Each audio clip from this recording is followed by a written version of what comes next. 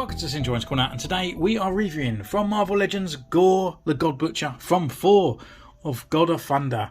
Now I was slightly little let down by Gorr in the actual movie that just come out, Love and Thunder, and yeah, because I actually read the comics. I was kind of anticipating for it because I really liked Thor Ragnarok, but with this one it just wasn't that great. That movie was just quite a letdown. I was kind of hoping it was going to be quite humorous at the beginning and then get really dark, because Gorr was a dark character in the comics and they just kind of made him a little bit of a weird child snatcher in that, and the look weren't that great either. But this one, he looks fantastic. Now we've got that comic version to put on our shelves, and the box looks great. I love the actual blackness with this pink behind him. It looks really vibrant and looks really cool. On the side here we've got Gorr again, looking all dark and mysterious, and on this side we've actually got the picture of the guy here. I could rant on about, apparently this has got pinless, and the box they got pins, but it doesn't really bother me. I'm not really too fussed about pins or not. And on the back we have these kind of pictures up here of his accessories. That's the words I was looking for, and them in a nice pose. So I guess without further ado, let's crack this bad boy open.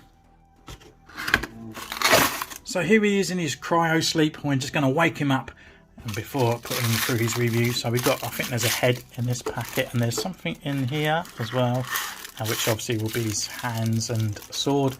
And then here he is. Let's put him out of his packet. God, he looks cool, doesn't he? Like really dark and really nice. Just loving that face sculpt, to be honest with you. So I'm going to put him through his paces, and then do some comparisons as we go for the review. And we see.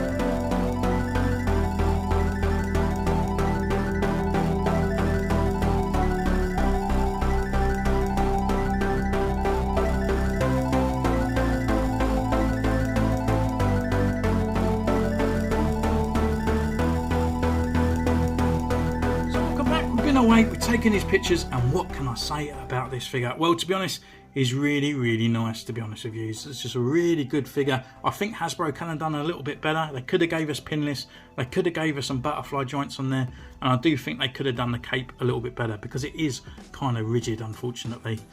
With that, it actually comes with a couple of accessories. So this is the hand that it comes with when he's packaged in the box. I don't think anyone will be displaying him with it, but it's got a kind of nice beckoning sort of like motion in there. It's also like a grip hand, so if you have got Null and the Venom 2-pack, you can make him hold that sword, but I haven't got that, unfortunately. And it's also on the hinge with the peg. His other accessory is his alternative head, and just look how cool this is. Really nice looking details on there. Got that kind of wash in the eyes. You can actually see those pupils are really small in there. It looks great. His gritted teeth as well. The leku, or the sort of tendrils, they're all kind of made of a very sort of rubbery. As they get up, they get a bit thicker, and then you can see where they mould to on the head. But yeah, it's a really great looking details on there. With that, we can actually take it off, so you can actually see him without the hood on there.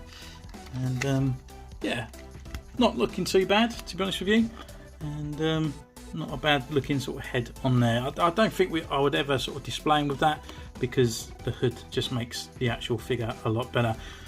Although you can actually take this off, and we'll look into the cape a little bit later on, but you can actually take it off completely and have him in a sort of like a bit of a defeated Gorr look, if you wanted in that way. On the back, unfortunately, as you can see, there's no of those black marks or anything over his body, apart from on the front. So taking that off, we can actually rebuild the Gorr figure straight back up and putting on his cape as well, and then also the other alternative head.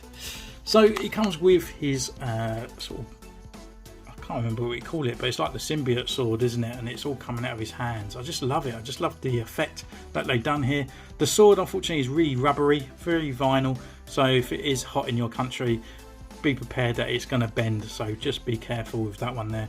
But yeah, look at those details that's coming through. You actually got the fingertips with the black nail varnish, or his black nail, shall we say, and it's just literally just oozing out as he walks along.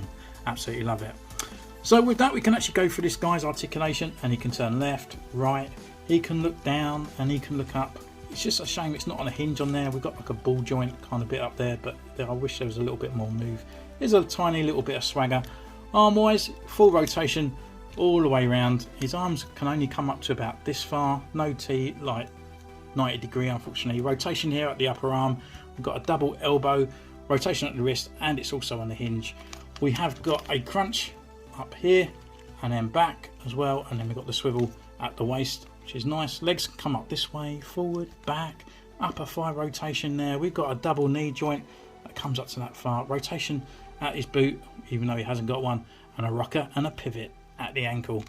But with that articulation, that limitless there in his head and in his arms up here, we can actually look at the aesthetic look of it. And it's even quite a basic look, isn't it? It's quite basic for Gorr, but it just looks like the bringer of death, doesn't he? It just looks like he's literally going to come up you and just slay you to pieces. So with that face there, you can see the scars. I kind of wish he had that kind of gritted look in that one, and this was a bit more of a sort of with dew kind of sort of looking face. I think this one will look better on there and that look better on there. But yeah, still look pretty cool, to be honest with you. The actual cape that hangs over the top, really nice details, and across here we've got all the wrinkles as it comes down to these tabards. These are not too bad. I think with a little bit of heat you might be able to like manipulate them and put them into a certain way, but they just feel quite rigid. So as soon as you get him down posing, they kind of sort of like hindering him and want to push him over. And the same with his cape on the back as well. So if you look, it's just really rigid just on there. I kind of wish it kind of flowed out a little bit more, stuck down, but it's not weighty, which is a good thing. It's actually quite sort of light, to be honest with you. But the effects on there look great, just the way it's sort of swimming around and wafting up around on the back and looking all tatty as well. So it is pretty cool, to be honest. And we've got this extra little bit hanging off up here. Turn him around, we can actually look at the rest of the body. So we've got all these extra black marks and these sort of other parts here that kind of glowing as they seem to be coming out of his body. Up on here as well, one on his chest, going down to his arm and down on these parts as well, and then with his alien type feet. So yeah, all in all, really nice looking figure. I do highly recommend it. I mean, it's kind of just sort of come out, and if you weren't a big fan of the Gorr from the actual MCU, then this one is definitely the one for you. With that, we can actually bring in some characters as well and do some size comparisons. So here he is standing next to Thor, so you can see he actually is a really nice larger figure. And we can bring in a couple more gods. So we have Hercules as well, that can stand next to him, and another god that we have, which is Loki on the side. So yeah, really nice sort of looking, all good sort of size comparisons, all in that kind of larger type there. Taking Hercules away and Loki, we can bring in Spider-Man, so you can see he's a little bit larger than that. And we can take away Thor, and we can bring in Snake Eyes from another chain of the G.I. Joe. And again, you can see he's even smaller than that and making him even look more humongous. And then also from the Black Series, we can bring in his brother, which is Bib Fortuna. So thank you so much for joining me on this one. Don't forget to comment down below, subscribe, ding that bell, follow me on Instagram, which is in the description down below, and I'll see you again next time. Take care. Bye.